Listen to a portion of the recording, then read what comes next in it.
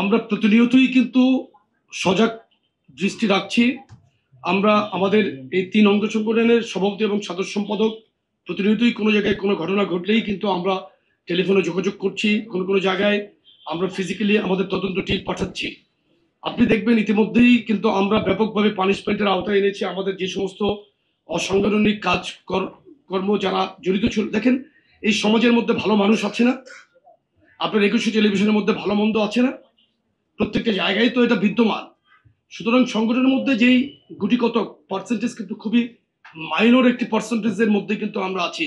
আর আপনি দেখেন পতিত ফ্যাসিস্ট আওয়ামী লীগের দোসররা কিন্তু আজকে জামাত ইসলামের আশ্রয়ে গিয়েছে কিংবা এনসিপিতে গিয়েছে বা অন্যভাবে কিন্তু কোনোভাবে বিভিন্ন জায়গায় প্ল্যাটফর্মে তারা ঢোকার চেষ্টা করছে।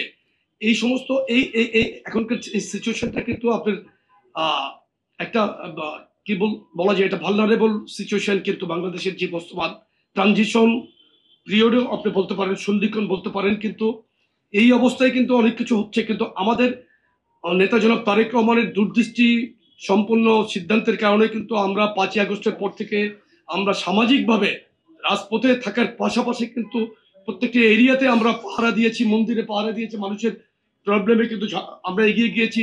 আমরা পুলিশ স্টেশনের মধ্যে আমি নিজেও আমাদের প্রত্যেকেই এখানে যারা সিনিয়র নেতৃবৃন্দ শীর্ষস্থানীয় নেতারা কিন্তু আমরা গিয়েছি থানা পুলিশ স্টেশনগুলোতে, তাদেরকে আমরা সহযোগিতা করেছি। তারা এখনো পর্যন্ত বাংলাদেশের পুলিশ আমি মনে করি স্টেবল মেন্টালিটি তারা ফিরতে পারে নাই।